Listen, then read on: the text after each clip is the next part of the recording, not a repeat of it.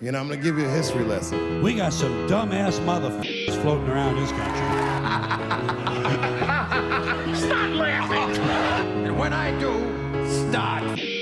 Also, y'all did some nasty-ass jokes on my ass, too. Funny jokes and unfunny jokes come out of the same birth. You f***ing guys are unbelievable. Why are you laughing? Evening, everybody. Welcome to Why Are You Laughing? A History of Comedy podcast. And today, I am pleased to introduce to you the legendary Charlie Chaplin, one of the godfathers of comedy.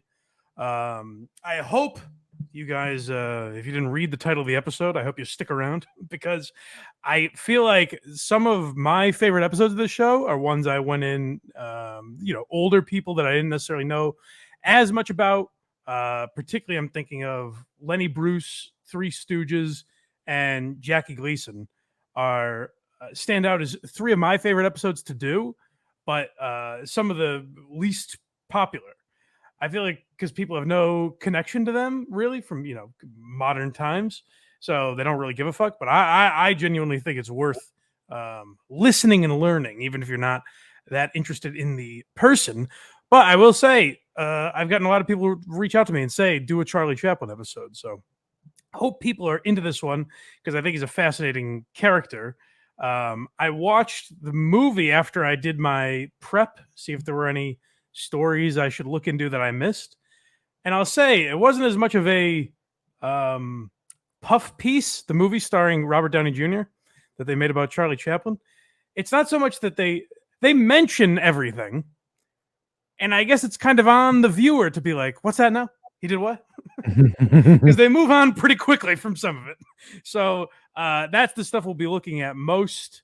The guy was mostly worked in the silent film era. So it's not that we'll be playing so much of his clips. This will be a little more tawdry in detail than some of our other episodes. But that's what I'm fascinated by from his life. So we will get into all of it right after I tell you, and remember, you can fast forward if you so choose. But I do want to remind you guys to go to blindmike.net because that's the best way to support the show. You can find our YouTube there. If you check out our YouTube, by the way, all of the Why You Laughing shorts are up there. They are condensed versions of these episodes. We only have a few up so far, like I think the Joe Rogan versus Carlos Mencia, Artie Lang, Rickles on Carson, Conan and Leno, I think are the first four up there. So check those out if that interests you. Obviously these episodes come out every Thursday on YouTube, as well as the Blind Mike Project and all that good stuff. Support the show on Apple, Spotify, wherever you get podcasts. And then if you decide that you like the show, want to throw a few bucks behind us, then join the Patreon, because what you get there is bonus episodes, a couple bonus episodes every single month, as well as these episodes at least a week early. You got the Joe DeRosa versus Anthony Cumia bonus episode is a recent one that we did. We have the Dat Fan, the Rise and Fall of Dat Fan episode going up next week. So that'll be up on the Patreon early. So if you want to check those out, subscribe to the Patreon if you'd be so kind. And all that is blindmike.net. So go to blindmike.net to check that out. New merch as well. So that's it. All right. Yeah.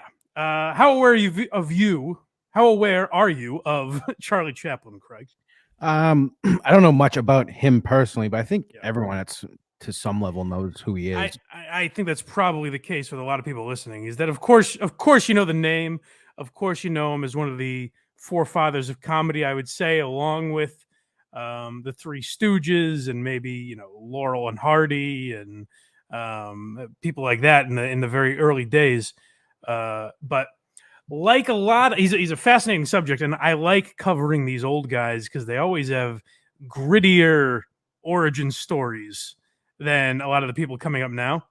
Mm-hmm. Like pretty much everyone will be like, they didn't really know their dad, or they had a weird relationship with their mom. But then when you talk about guys from the early 1900s, it's like, they had to work in a coal mine because dad left, and then they went off to war at 14, and you're like, oh, Jesus, good God.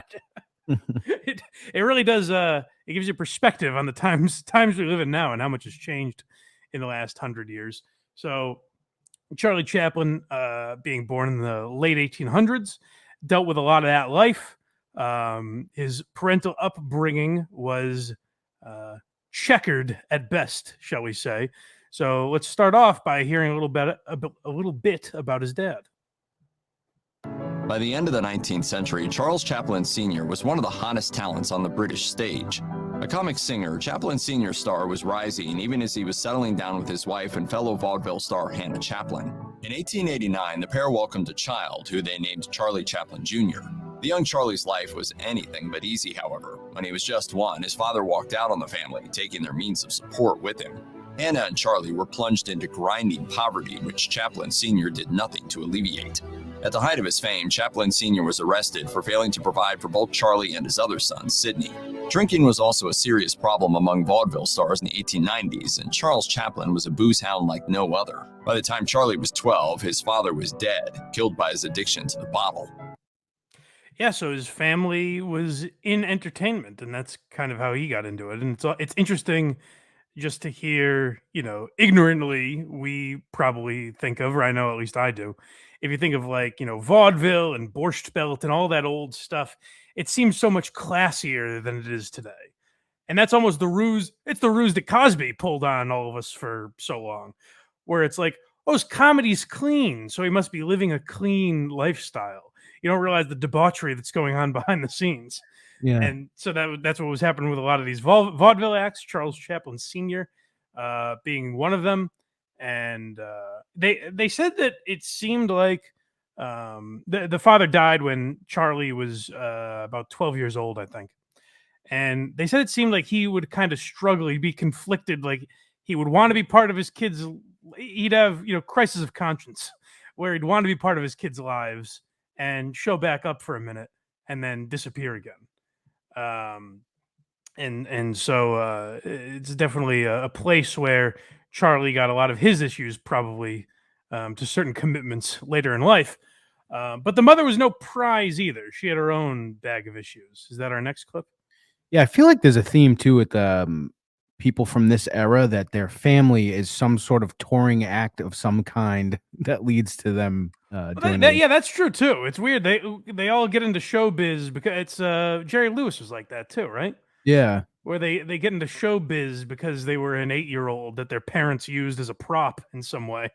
Right. But yeah, that's similar to this story with his mother. Always fascinated by his mother's vaudeville career, Chaplin was mimicking her routines by the age of 5, and although he would soon take to the stage himself, the circumstances were anything but happy. Charlie's first performance took place during one of Hannah Chaplin's shows. He was watching from the wings when halfway through a song his mother lost her voice.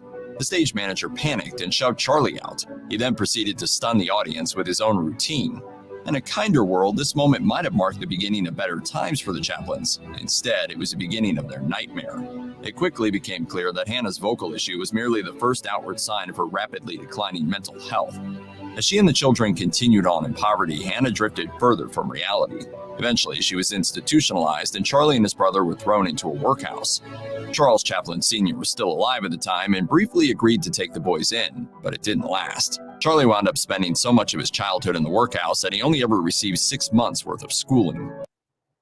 Yeah, so he was in the workforce by 12, 13 years old, whatever it was, and he had a litany of jobs. Like he did every odd job that he could back in that time just to make ends meet. And it's weird, almost sitcomish to think of a kid at that age supporting his family now. But I think in impoverished families at that time, it was fairly common for the boy of the family to have to become the man, kind of. The other thing that stood out to me from that is it's funny because the way they phrase it, it's almost like his mother's one talent was singing. So when she couldn't sing, they were like, you batty dame, get in a cage, get out of here. I was gonna say she lost her voice because of mental health. Yeah, it's weird how they phrase it, but I think what they're saying is that the losing of the voice caused sort of a breakdown, and she was a bit of the town whore at the time as well. I think Charlie's brother is only his half brother. I think that they said that the father left because of some infidelity or something like that. So, in the late 1800s, if a loose woman, that was as bad as rape in modern times, I think. So they would do what they could to put you away if they saw something like that happening. It was still Scarlet Letter times back then. If you so much as kiss an unmarried gentleman, it's off to the wood chipper with you. But so Charlie obviously had a rough upbringing. Like I said, that's pretty common for comedians. We said about Steve Martin, where he almost wore his childhood trauma as like a badge of pride or as credentials to be a comedian. Because he's like, hey, listen, you might look at me and think like I have it all together, but I did have a fucked up childhood, which is what brought me here. So for you parents out there, just remember, don't love your kids too much if you want them to be a decent comic. Put a couple cigarettes out on them. Yeah. So, some fun stuff like that. Make it playful. All right, what's next? Early work. Okay, let's hear about it. One of Charlie's childhood friends, Effie Wisdom, recalled what Charlie's life was like back then. Hold on one second. I'm sorry. I just love I love the old names. Effie. Old Effie Wisdom. All right, yeah. Charlie got right into entertainment. As you heard, he filled in for his mother at a very young age, but yeah, he got into entertainment pretty quickly after that. Yeah, that was back when they were just making up last names at Ellis Island. Yeah, right. One of Charlie's childhood friends, Effie Wisdom, recalled what Charlie's life was like back then. My aunt used to feed him because there was no social security in those days. No free milk, no children's allowances, nothing. You never starved, and yet you were on the breadline, she said. Charlie spent most of his childhood as a clog dancer while he went in and out of charity homes. Poverty was a big part of his childhood, so he got his first acting job at the age of 14 to try to make a living. I was hardly aware of a crisis because we lived in a continual crisis, and being a boy, I dismissed our troubles with gracious forgetfulness, Charlie said. It's so interesting now when you think of kids growing up with TikTok and YouTube, which are legitimate, essentially having a YouTube channel now is the equivalent of being on CBS in 1978. Right. Now, what you do with that, sure, you can be on YouTube and have 0 views. That's the big difference. But it is a platform where you are able to reach a massive audience. So and we're in a much more privileged era than they were growing up in 100 years ago. So I think kids coming up now that want to be in entertainment have room to grow and figure out what they want to do and try and fail at things. Whereas you hear the origins of a lot of these guys, like Charlie Chaplin's literally taking jobs in entertainment. He wants to be in entertainment, but he also has to put food on the table. Like, this is his job, and he has to take opportunities that he can, not that he suits him as a performer necessarily. So these are the big things I think these guys were dealing with at the time. Like we talked about with Rodney Dangerfield being a singing waiter, Right. I don't know that Rodney, from the little I know him, just from his public persona, I don't know that he ever said, you know what I should do is the gift of song. I should give that to customers at a restaurant. But he said this is a gig that pays the bills, so I got to do it if I want to perform. Yeah, didn't Lenny Bruce sell like metal siding for houses or something? Was that him? Well, Rodney sold aluminum siding. Oh, I think Lenny Bruce probably had a bunch of different jobs as well. But I can't remember. I'd have to go back and check our archives. But you guys do that yourself. BlindMike.net. That's right. Next we have his acting success. Okay. We'll get into it after we play the clip. As a news vendor, printer, toy maker, doctor's boy, etc. But during these occupational digressions, I never lost sight of my ultimate aim to become an actor, Chaplin remembered. So between jobs, I would polish my shoes, brush my clothes, put on a clean collar, and make periodic calls at a theatrical agency. Charlie was mainly taking part in solo burlesque acts before he joined the famous comedy troupe that was run by Fred Carno. Charlie's brother, Sidney, managed to get Charlie a place in the troupe despite how suspicious Carno was of Charlie. Little did he know that Charlie Chaplin's talents should couldn't be doubted. Soon enough, he even secured his place as a lead performer. This went on for a while before Charlie decided it was finally time to start acting in films. It wasn't until his second movie that he got all the fame he deserved. The movie was Mabel's Strange Predicament, where the most iconic role of his life was born. The Tramp was a hilarious character with ill-fitting clothes, the baggy pants, and the small hat that are still iconic to this day.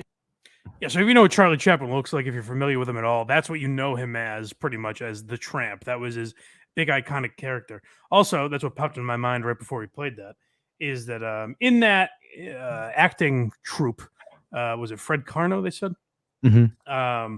That's where he met Stan Laurel, where there was a letter that went up for auction a few years ago, where Stan Laurel was writing someone talking about like what a cheap fuck Charlie Chaplin is, how he never tips and stuff like that. Those are my favorites when you find old letters. When in reality, it's probably just one buddy talking shit about another.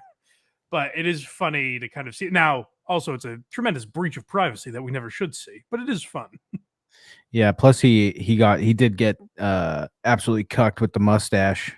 It was taken over by a ruthless dictator. I know, left us such a bad taste in our mouths. But that Tramp getup, he said, was very strategic. He wanted everything to be, a contradiction, where it was all ill-fitting and the mustache was ridiculous.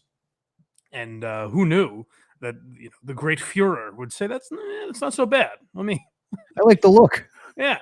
Also, like Hitler, Charlie Chaplin was on Time magazine. He was I believe, the first actor ever to be on the cover of Time magazine. So they have that in common as well. Wow. Probably as well as some other things we'll get into. But mere years apart from each other. I know. Two ships in the night. Next we have this guy talking about the Tramp. Oh, okay. We'll hear a little bit more about his famous character. On February the 7th, 1914, the Tramp's second Keystone picture, Kid Auto Races at Venice, beat Mabel's Strange Predicament in theaters. It was an instant hit. You can clearly see the effect the Tramp had on Chaplin's career. Over 1914, Chaplin made 32 more films for Keystone. When his contract ran out in December, a bidding war erupted that made Sennett's initial offer of $150 a week look pitiful. S&A Studios offered Chaplin $1,250 a week plus a $10,000 signing bonus. Not being an idiot, Chaplin said yes. The next few years saw Chaplin's star go supernova. At S&A, he rebooted The Little Tramp in 1915's The Tramp, making the character more sweet-natured. The new approach was so successful that Mutual Films poached Chaplin from S&A with an offer of $10,000 a week. At age 26, Chaplin was now the highest-paid actor in all of Hollywood. Yeah, so I think the movie tries to... That's why I did my research first, so I could see if the movie mentioned anything I didn't know, but also see how they portrayed it. I think the movie tries to make it seem a little more like, you're never going to make it in this town, Chaplin. When in reality, he was massively successful by his mid-20s. So right.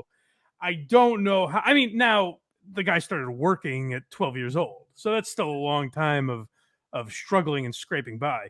But making 10 grand a week now is incredible. In 1914, that's ridiculous. Yeah, I'm sorry if I'm spoiling a clip we have already, but he died with, I believe, $50 million in the 70s, which translates to about $200 million today. So for an actor, he's massively successful. And I think we'll hear why he was so successful. So don't forget, the Three Stooges owned nothing. These were the whipping boys of Harry Cohn at this time. They were basically, they weren't smart enough to understand which direction the business was going or how valuable they were. They weren't confident enough to know their value. Charlie was confident enough, and if people told him they didn't like what he was doing, he would either push back or find somewhere where he was able to do that. So that's a big part of what led to his future success. Yeah, he kind of led the way too for the Three Stooges, and then everyone in the studios were like, "Well, if he owns it, he gets all the money. How about we just take it?" Right. Well, what's interesting about Charlie Chaplin and that time is, it's, to me, now it's hard to say one of the most impressive because it came first. So yes, he broke down barriers for a lot of other guys and led to what a lot of the other people would copy and imitate and be influenced by in the future. But it's also there was no competition in the sense that you didn't have 50 other versions of comedy. You didn't have Monty Python versus the Vacation movies versus Saturday Night Live, or you know what I mean? Like all these different avenues you could go down for content and comedy that didn't exist at the time. But he definitely did influence a lot of people, obviously. Yeah. And next we have the new studio. Yeah, so this is what I was referring to. This is when a light bulb went off in old Chuck's head, where he said, "Sure, I'm the highest paid guy now, but how do I set the market?" At the end of 1917, Chaplin terminated his mutual contract. He built his own studio, signing a deal with First National to release his pictures without any interference. Not yet 30, Chaplin was now the most famous movie star in America. You don't hear a lot of that now. I was impressed that Jerry Lewis had as much control as he did in the 50s and 60s. Right. And that, so 30, 40 years later. But now you never see that. And I think some of that is why the industry is failing now is greed. I shouldn't say failing, but like you're seeing, networks and things start to go away. And I think that's because there's no relationship between, content and business. They were never able to navigate that. And what happens with, I keep saying CBS, so let's just use that as the example. CBS brought in Tom Segura and Christina Pajitsky a few years ago to write a sitcom pilot. Now, whether you're a fan of them or not, they're much different than what you usually see from a CBS sitcom. Right. Never made it to air. We never heard of it. Now, maybe it stunk. Maybe it was terrible. Whatever. Maybe it didn't fit what they wanted or what they thought it would be. But my suspicion is you have 14 different people between the people that put it on the air and Tom and Christina that are just giving notes to justify their job. And so that shit's never going to happen. It's either never going to get on air or it's going to be a completely watered down product that their fans have no interest in. Right. Or you could just go the route of Gillian Keeves, make sketches on your own, do them exactly how you want them to, and they're better than any television sketch comedy show has put out since Chappelle's show. So, I think networks would get greedy and they would see what Charlie Chaplin did and guys like that and said, we can't allow that. We can't allow them to have complete control and reap all the benefits. We want some of those benefits. And they weren't self-aware enough to realize, like, oh, we shouldn't be making those decisions, probably. That's not our forte. It's always the suits, man. You said it, buddy. We have the Great Depression, which is just to give you an idea how old this guy is. Yeah, so Charlie probably he's got to be 30 going into his 30s in the Great Depression era.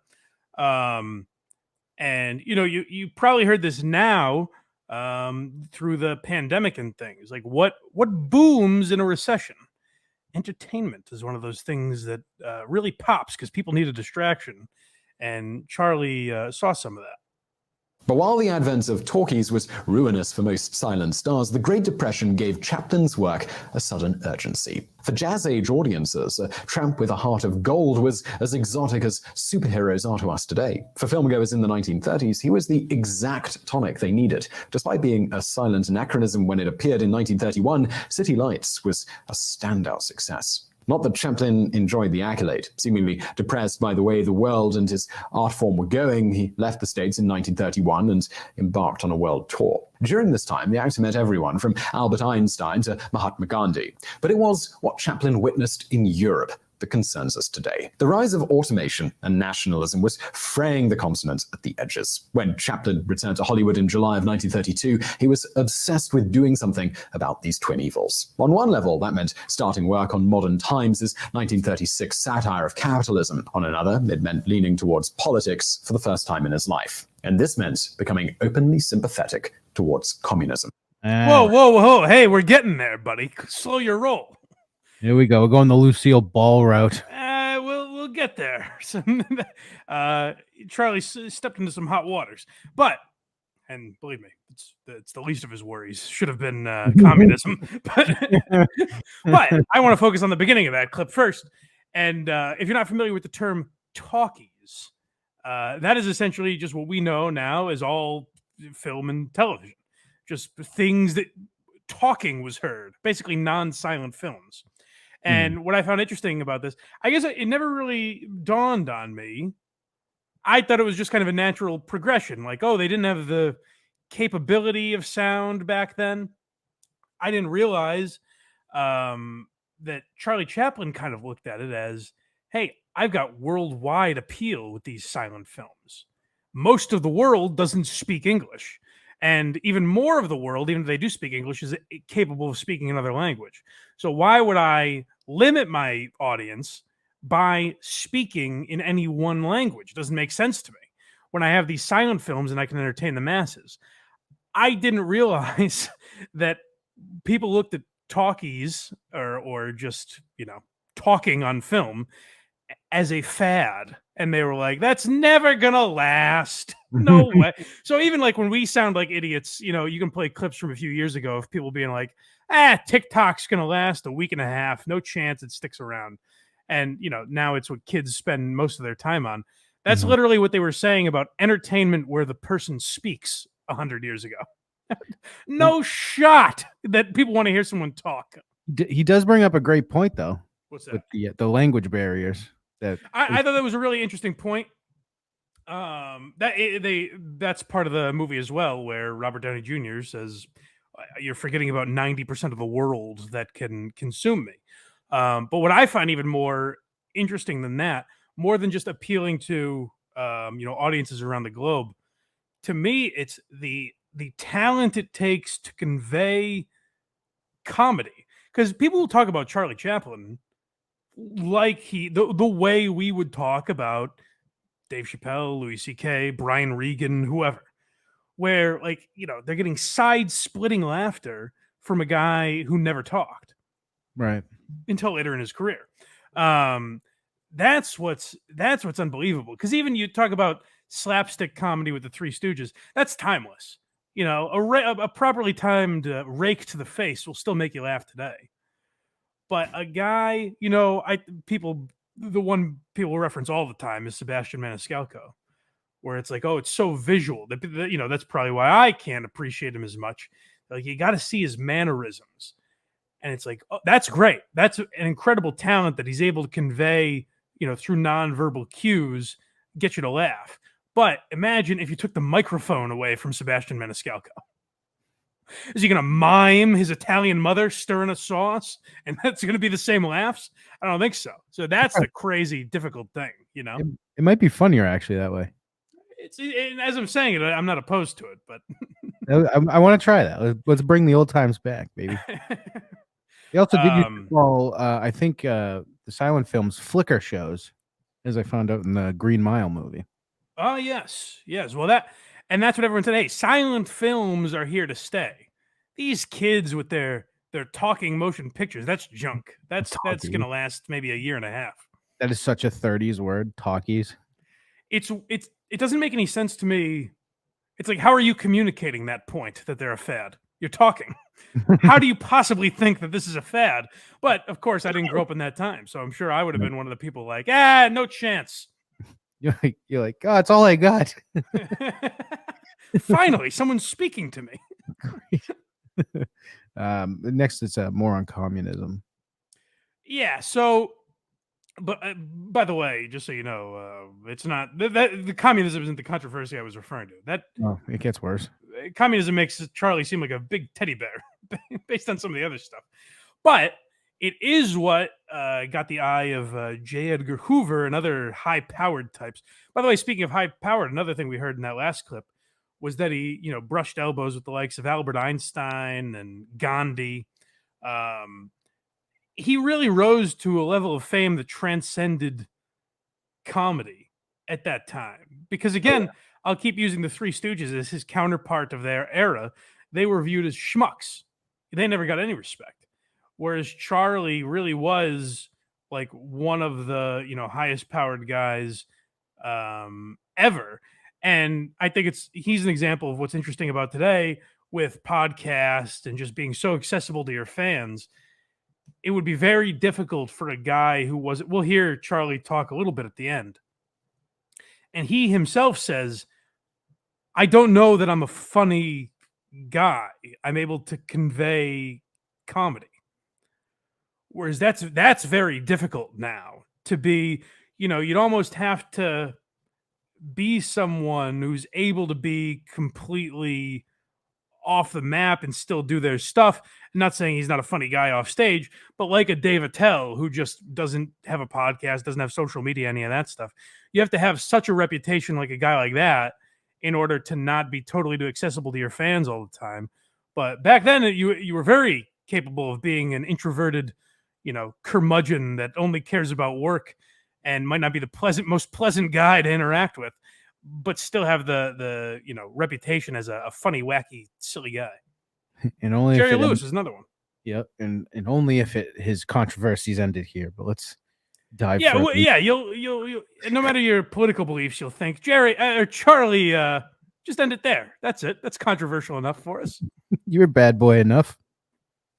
After the attack on Pearl Harbor dragged the US into World War II, Chaplin became a professional agitator for the Red Army. At an ill-advised speech in New York, he called Stalin's purges a wonderful thing and followed up by saying, "The only people who object to communism are the Nazi agents in this country." In the context of a war in which the US was allied with the USSR, these comments may have seemed justifiable. But for those who already suspected Chaplin of anti-Americanism, it was just fuel for the fire.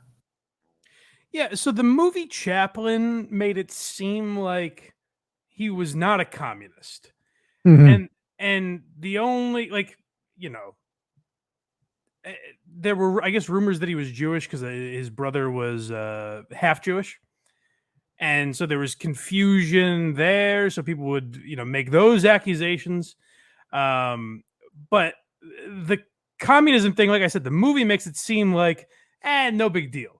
Based on all the research, he was a communist and was trying to, he had a lot of capitalist messages in his movies, The Great Dictator and things like that. And again, in the movie, they kind of gloss over and make it seem like the bad guys, like J. Edgar Hoover, are spinning it so that he's talking about America in these films. But by all indications, he is talking about America. So that's where I'm a little confused. Lucille Ball, I genuinely believe, at least wasn't like an politically active communist who was trying to change a lot of minds. She's listening to her husband. Yeah. That's how they did it in that time, Yeah. She's just a dizzy dame. but it's funny because it's so insulting because Lucille Ball had as much power in Hollywood as Charlie Chaplin did at a certain point. At one point, for sure. Yeah. But Charlie, I do think, was more invested in some of those messages and would certainly try to get it out in entertainment. Now, make no mistake, my opinion on it is he should be able to give those opinions in film if he wants to.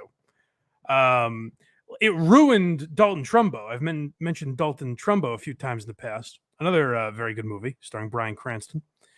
And he had to work under aliases and things like that.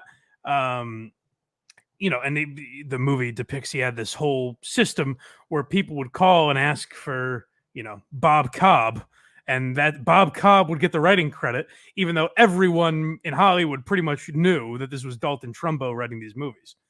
So he got none of the accolades, and they were able to pay him very little. Whereas Charlie Chaplin had enough success, and people were specifically looking for Charlie Chaplin vehicles.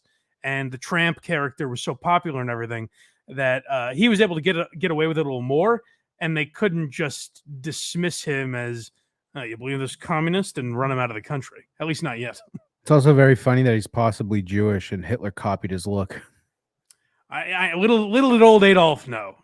I don't know how much research Adolf did into a lot of things. He was haphazard, that guy. That might have been the actual reason he offed himself in the bunker. He realized. But this, I don't know how to pronounce this. Monsieur Verdoux. This is another controversial film of his. April the 11th, 1947 is the day Charlie Chaplin lit the fuse on the bomb that destroyed his career. That day, he released his movie, Monsieur Verdoux. A black comedy featuring Chaplin as a serial killer who marries and murders old ladies for the money, Monsieur Verdoux almost bankrupted United Artists. It led to Charlie Chaplin being blacklisted and nearly indicted by the House Un-American Activities Committee. Today, the film is regarded as a late Chaplin classic, but in 1947, it was the equivalent of watching Mr. Rogers kick a puppy to death while wearing a swastika. Yeah, so it was ahead of its time, and I think some people compared it to like Hitchcock work. It was basically, it was a dark comedy where he's playing a man that is murdering these women.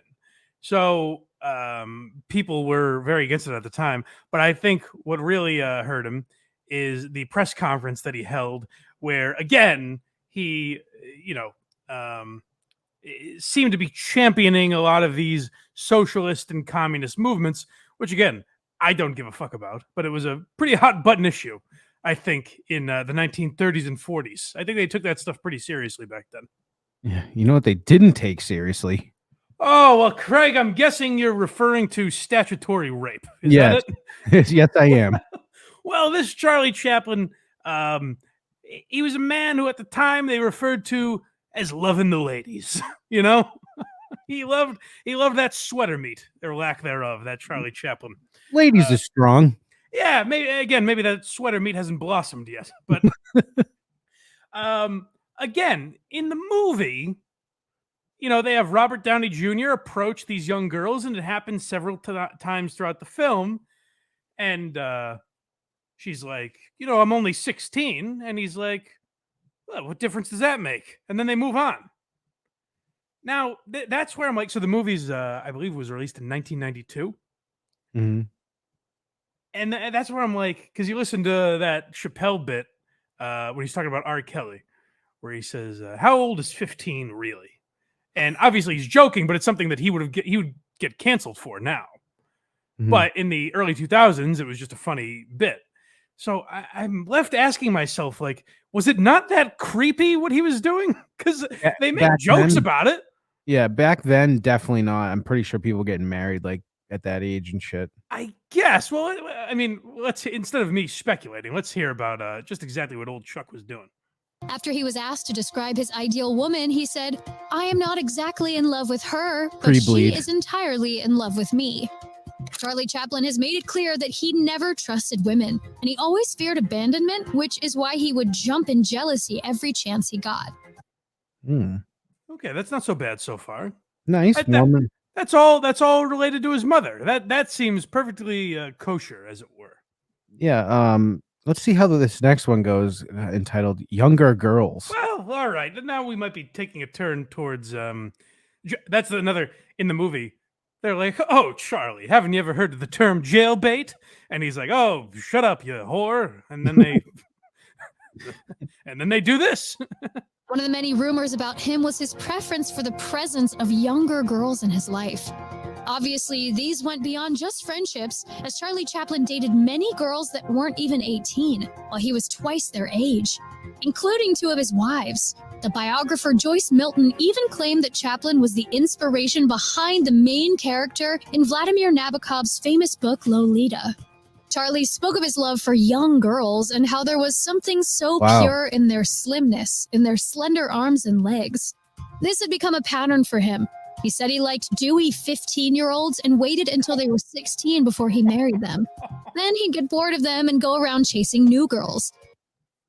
I mean, if you want to say Charlie Chaplin's influence isn't still seen today, it sounds like he, in a way, made it to Epstein's Island, and we can thank him for Crystalia's career. So he's been an inspiration in a lot of ways. That's why I said, wow, watch it. I just put two and two together that he's the reason for fucking Epstein's plane name.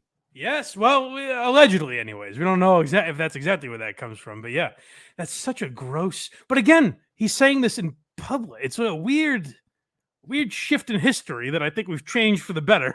I like wet 15-year-olds. Nice and dewy. You know, like a fresh morning rain. Ugh. It continues. This is him talk. This is about his worst relationship. Yeah, lest you think we're crucifying a man for his inner thoughts. No, he acted on some of these. His next and most disastrous relationship was with a literal child, the 15-year-old Lita Gray. She has described the relationship as nothing but revolting and inhumane. Charlie had known her since she was 8 when she played in his film The Kid, but he had waited until she was 15 and he was 35 to seduce her. She'd also gotten pregnant, and this time it wasn't a false alarm. So Lita's mother threatened to go to the police if Charlie didn't marry her daughter. Of course, Charlie wanted to avoid any jail time that would damage his career, so he agreed to get married. That was when Lita's life went downhill. Lita revealed that he was revolting, degrading, and offensive. She was forced to do things she didn't want to, and he even yelled at her when she refused to listen to him. It even came to the point where he encouraged her to jump out of a train right after their marriage. The exact words Charlie said were, "This would be a good time to put an end to your misery. Why don't you jump?" His behavior became worse after she got pregnant with their second child, and he installed a listening device in their bedroom and also patrolled the house with a gun at night. Finally, Lita decided to put an end to this hell and filed for divorce, accusing him of pulling a gun on her and trying to force her to have an abortion. She also talked about Charlie forcing her to take part in his unnatural desires. Marlon Brando was right to call him the most sadistic man he'd ever met in his autobiography. After denying the charges, Charlie finally agreed to a settlement where Lita got $625,000 and a $200,000 trust fund for their 2 sons, making it the largest divorce settlement at that time. Whew. Yeah, one of the wives, is it Paulette or Pauladette or something? In the movie, I don't know if this is accurate or not, but in the movie, the author of the book that it's based on is talking to him and says, "Why is that the one wife you speak glowingly of?" And he's like, "That's the one that didn't take all my money." So I guess three of his divorces he got fleeced on pretty good. Now that Lita Gray, who we'll hear a little bit from in a minute, she also, I believe, is the wife. It gets a little confusing because there's he was married, I think, 4 times. The last one stuck for a much longer period of time.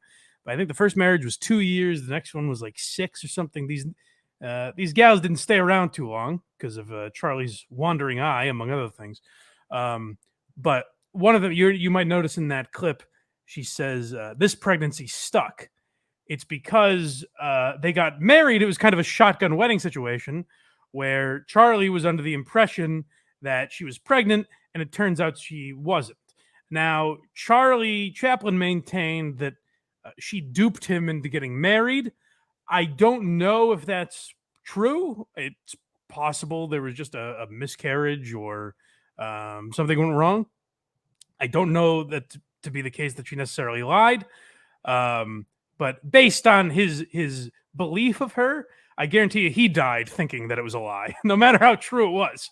He's like, "That bitch conned me into getting married." So... And I'm guessing that if he set up a trust fund for his kids, he did not see them again. Yeah. So Charlie wasn't necessarily the greatest dad. Now, I think the younger kids, the kids from the final marriage, I think he had a slightly better relationship with. There were 8 of them. He had 11 kids in total. Jesus. 2 from that marriage, obviously, 1 from another, and then 8 from his last marriage. But I don't think he was particularly close with those kids. I don't know how great a dad he was. But yeah, I think these women at the very least realized, no matter what their intentions were at the beginning, I think towards the end they realized, this guy's a miserable prick who's working all the time. Maybe I can get a few of these bucks. He's the highest grossing actor in history, you say? Maybe I can get a taste of that. Yeah, I think that other girl was actually 18, and this is all just a ploy to make him look bad. There you go, Craig. Yes, we'll take that stance. I was trying to free figure Charlie. I was trying to figure it out this whole time. I'm like, what's the defense? He was lying. She's lying. I guess the defense is that times have changed because, like I said, in this movie, they're like, he's a dog, isn't he? I'm like, yeah, I'm the pussy hound aspect is not what I'm concerned about. but yeah, he had a bit of a wandering eye, is how they frame it in the film. But yeah, so what they did, and they may talk about it here coming up, but basically, people like J. Edgar Hoover, who did not like this dirty commie's ways, was to use these relationships, and like when one of these girls did get pregnant, they were able to use that to be like, hey, you fucked a minor. We're gonna get you for that.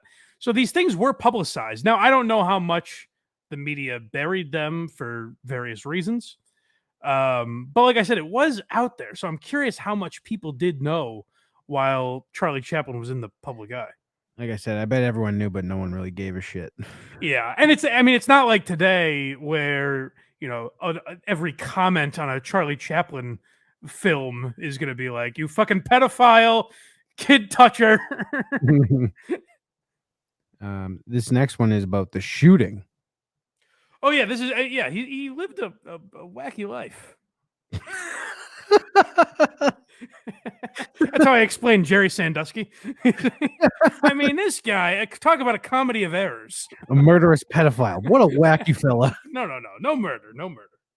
There were other scandals in Chaplin's love life, too. The 1924 shooting death of producer Thomas Inn's son William Randolph Hearst's yacht was rumored to have occurred after Hearst tried to kill Chaplin for seducing his wife. In the heat of the moment, he allegedly shot the wrong man. In a taste of things to come, these many seductions and salacious rumors would later see Chaplin banned from several U.S. states. Yeah, I should have clarified. I meant Charlie didn't murder anyone, but he may have had someone murdered accidentally. Right. So right. That's great. There was a situation like that with the Three Stooges also, where they killed the wrong guy or something like that. It's amazing. Back in the 30s, it's just like you killed the wrong guy, and it's like, well, 0 for 1. I guess we got to give up now. Call it quits. I'm telling you guys, go listen to Three Stooges episodes. The best episode of this series, I think. I think this one's pretty swell as well, folks. Actually, the best one's the next one. Am I right, Mike? Yes, you're darn right. All right. But well, scandals continue. Here we are with a paternity test. Oh, God damn it, Charlie. You can't get out of your own way. Stop sticking it in these women.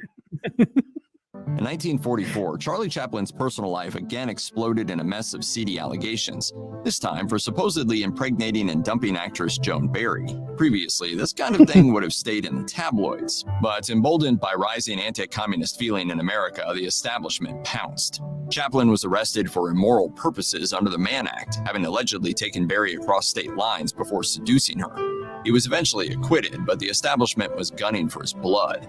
Chaplin was sued by Barry for paternity payments. Despite medical tests that proved he wasn't the father, Barry won the case, and Chaplin was forced to pay out for a child that had been scientifically proven to belong to someone else. What remained of his reputation in America was shredded in the process. Yeah, so today, Charlie Chaplin would have such a different type of fame. I was just thinking he would be a fucking hero. He's a fascinating character and would absolutely be a massive social media star. But in the 30s and 40s, he was revered with this type of kind of highfalutin comedy. He was thought of in like a higher class than some of his peers in comedy at that time. Whereas now it would just be like hashtag free Charlie. And he would be just doing, it would be, Depp hurt. This guy would have put Johnny Depp to shame in his love life trials and tribulations. It was quite a wacky time for old Charlie, but he was able to get out of all of this with a pretty sterling reputation. It was weird. Like, I guess his films transcended all this scandal because, we'll get to him being exiled and having to leave the country, but at least as a kid, I don't know what the public sentiment was on him in the late 1940s, let's say, all the way, 50s, 60s, whatever. But we'll get to him being honored in the 70s. And then up until just a few years ago, had only ever heard of him referred to as a comedy treasure, to the point where even there's a Halloween episode of The Office where Pam shows up to work as Charlie Chaplin and then realizes no one else dressed up for Halloween. And she's like, and I can't even take off my hat because then I'm Hitler. and it's a fun joke, but it's never mentioned like, well, even as Charlie Chaplin, she's playing a grooming statutory rapist. And murderer. No, it was not a murderer, Craig. You've got it wrong. The wrong man was murdered. It was supposed to be Charlie. Sorry, murderous racketeer then. It was a happy accident. I don't think you understood the story. I wonder how he would act it out in a silent film. Whoa! His mustache would twirl. He just put both his hands over his mouth. But we actually have Lita. Oh yeah, I forgot. We got a little Lita Gray here. So it said that she was left with almost $1 million. Yeah, so I guess that's my point. Is maybe the cash dabbing her tears made her think differently, because this interview didn't seem like complete hatred of Charlie Chaplin necessarily. He was very taken with me. He had his cameraman photograph me in the position of the famous painting, The Age of Innocence. He thought that I resembled that little girl in the oil painting. Oh, stop saying little girl. So it's anybody's question as to whether he was taken with me really when I was younger, even than 16. Yeah, she's like, who knows? I mean, maybe it wasn't attracted to me till I was older. It was a different time, damn it. Even she's defending this creep. Well, that's how it was though. Like they would get married at like 15, 16 back then, and none of the parents really gave a shit. I guess there wasn't as much of a stigma. It seems so weird to me, but yeah, I guess it was a different time. I don't understand it. Because he was a genius, and geniuses do and think odd things as compared to other people. So we'll never know. Mom, I was raped, but was he a genius? Yeah. Well, he did it in such a masterful way. He molested me in a way he didn't even have to use words. He was able to convey that I was being raped without sound. It was truly genius. No talkies. I think he's right. Talkies are a fad. We don't need them. Just more money. Going out with the Edsel. Yeah. Yeah. So that's it. That's his controversies with women.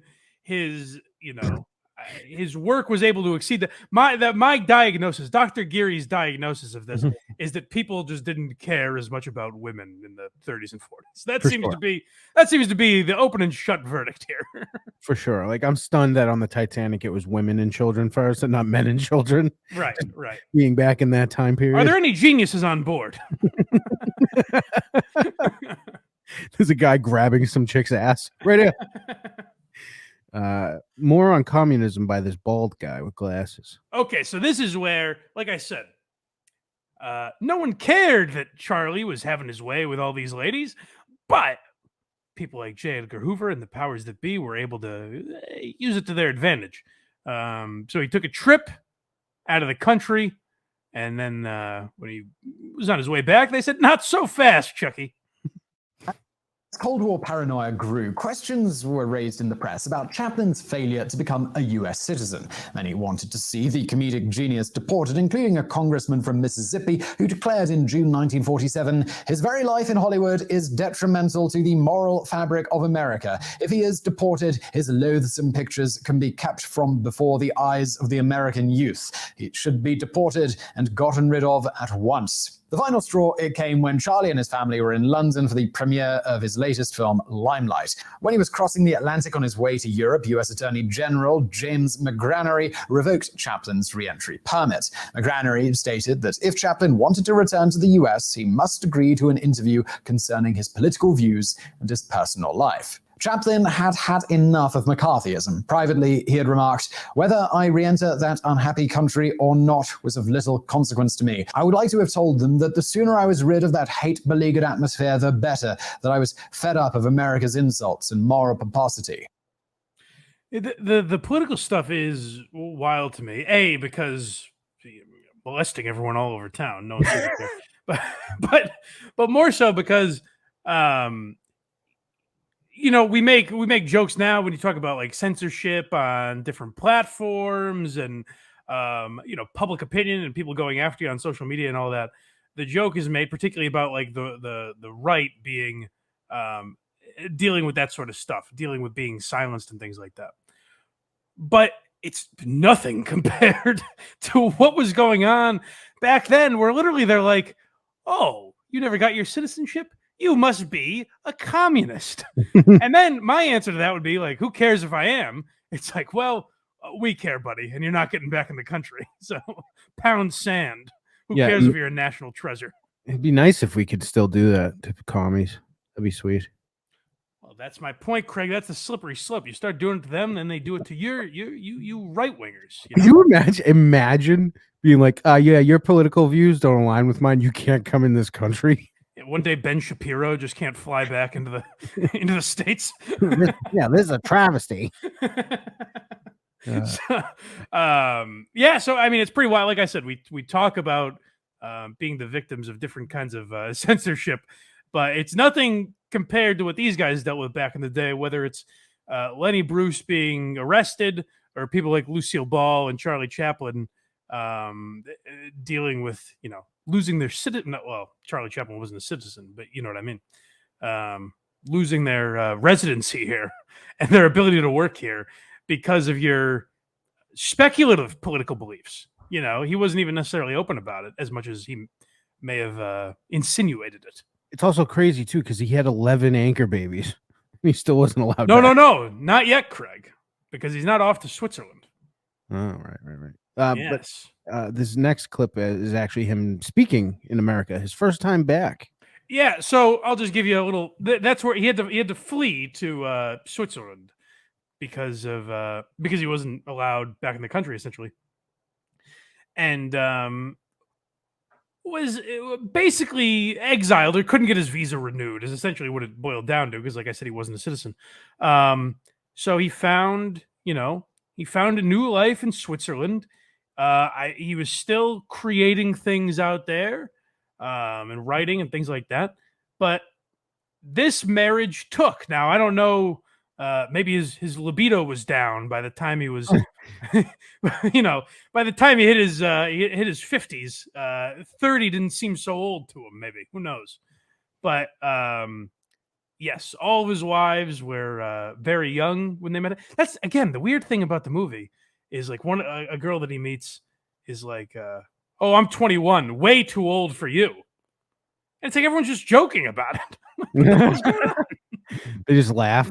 Yeah, but another thing is the woman who plays his mother is God, I'm forgetting her first name now. Charlie Chaplin's daughter plays his mother in the movie. Really? I know it's not this, but I keep thinking Grenadine. It's certainly not her name, but it's something like that. Geraldine. Geraldine, yes, Grenadine. Geraldine Chaplin plays Charlie's mother in the movie when they flash back to points where she was in his life. Yeah, that's kind of cool, though. That. And it made me think. I wonder if that part of the family had as bad a relationship as some of the others. Because I think Michael Chaplin had some a scathing review of his father, Yeah, in the movie, is there outtakes of this girl just going, "You're a fucking loser, piece of shit, asshole"? It just starts going off. I'm like, yeah, we can't use that. That's a weird thing where she's playing her own grandmother. It's kind of interesting. But yeah, I like that. All right, so this is Charlie. Talking about the word genius? I believe so. All right, let's hear about it. Oh, thank you so much. I'm sorry. No, it's not. This is him at the being honored by the Academy in 1972. So after 20 some odd years of exile, he was finally welcomed back with open arms. He finally got a star on the Hollywood Walk of Fame, and they said, "Hey, kid toucher or not, we've forgiven the communists." So the past is the past. Yeah. Hey, we got the best of them, those dirty commies, right? But if you're listening, the echo goes away in about 4 seconds. Yes. Oh, thank you so much. An emotional moment for me. and words seem so futile, so feeble. I can only say that thank you for the honor of inviting me here. And oh, you're wonderful, sweet people. Thank you. Yeah, I mean, you're a little prude when it comes to sexual proclivities, but other than that, you guys seem like pretty lovely people. You guys don't party. Yeah, so I wanted more clips of Charlie talking. Wasn't a talkie. Yeah, there was a lot of his work that didn't exist. But also in the interviews that I found of him, he would speak very specifically about the work he was doing. He didn't speak in general terms a lot, which I would have liked. In fact, I'd like to just watch it on my own. So if anyone knows, maybe I missed them. If I could find some of those more in-depth Chaplin interviews, if they exist, I'd like to. But it didn't seem like there was a ton out there. Was that the last clip? We have one last one, the genius one. Okay, yeah. So this is him talking about being called a genius. I think he makes some good points here. That's a much abused term, genius, and we have many of them in Hollywood. And I don't quite know the definition of a genius. Some people say it's the capacity for taking pains and so forth, etc. And all those hackneyed things have been said. But I think genius, a genius is an individual stylist who does things remarkably well, or conscientiously, or remarkably well, I would say. But I don't count. I think all those sort of terms are not particularly important. The thing is, what the public want to see is a good job, and we try to do our best. And I must say that I've never written down to the public in my life. I always believe that anything it's the best that my particular shaped head knows how to do, and I always aspire to do the best I can for the public. Yeah, so he's trying to be humble there, but if you go by that definition, he truly is a genius because he is the best to do that. If you're talking about one stylized thing, he's the best to ever do it. So in those terms, he is a genius. I also agree with him that I think it's thrown out too much, where you're just a guy you're like, oh, Daniel Tosh is a genius. And it's like, I think he's tremendously funny, but I don't know, is he a genius? That feels strong. It gets thrown out a lot now. Yeah, he also figured out how to avoid getting arrested for pedophilia, so he's pretty smart. That is genius, my friends. Bravo. Pure genius. Tip of the cap to you, Chuck. Shauna Ray's like 60 years past her prime. She'd be in a silent film with him. A couple other notes I forgot to mention throughout the episode that I just thought were interesting. Side notes. They say that you can thank Charlie Chaplin for the existence of Disney because at a period where Walt Disney was struggling, he wasn't sure if he should release Sleeping Beauty, and Charlie Chaplin advised him to. Maybe he liked the idea of an incapacitated woman being, brought to life through sexuality. I don't know his reasons, but I guess he did help out with Disney being as successful as it was. So this movie's about a girl who gets molested back to life. Interesting. How old is she? Release it. 15. Perfect. It made headline news when they found. So obviously, because all of his stuff was in black and white. Literally, someone opened their newspaper one morning and read the headline: Charlie Chaplin has blue eyes. So that's the type of interest people had in him and the type of celebrity he was that people were like, holy shit, I guess he's got blue eyes. Who knew? Mom. and the other one I meant to wake up. The other one I meant to mention is he entered a Charlie Chaplin lookalike contest and did not win, which speaks more to the character that he created. Because I mean, in the 1920s and 30s, high def technology, it wasn't what it was today, let's say. So maybe people didn't have every exact look down of his, but he was such an iconic character that people were able to master his outfit and his just general look even better than he was. So I think that speaks to, of course it speaks to the lack of crispness in some of the camera quality, but I think more so it's what an iconic character he was that other people showed up to some lookalike contest in San Francisco, I think it was, and beat him at looking like himself. That's pretty funny. Did he come out and say it was him? Yes. I don't know if he did at the event or not, but that's very funny. Yeah. So I think that's it. That's all we have, right? For old Charlie Chaplin. That's it. Yeah, and he died, he died in the 70s. Clean slate. No one had a problem with it. Robert Downey Jr. stars in a movie of his. It gets nominated for an Oscar. Oh, one other thing I wanted to say about him that I think is very true of film in general is that he realized the importance, and I think they mentioned it in one of the clips we played.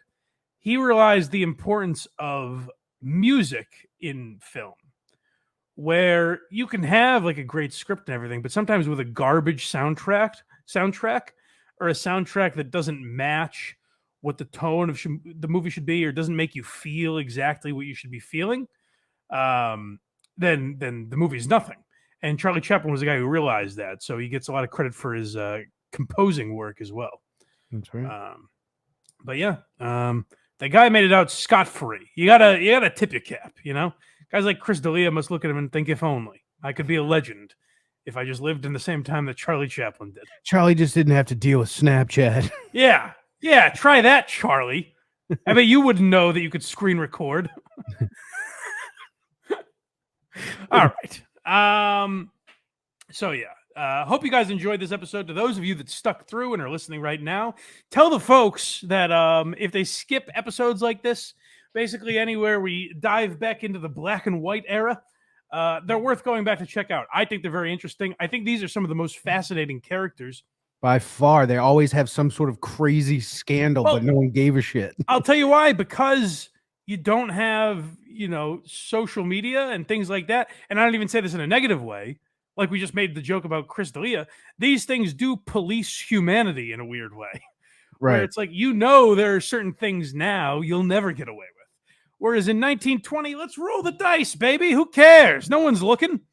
They don't have a pocket camera. So these guys are some of the most fascinating characters for various reasons. So I hope you enjoy the old school episodes, and we'll do more. We'll definitely do.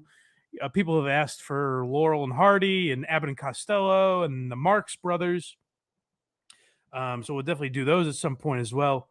And send me any suggestions you want, and I'll add those to the list if I feel they deserve to make the cut. If you want bonus episodes, make sure you hit the Patreon, and you can find the link for that at blindmike.net.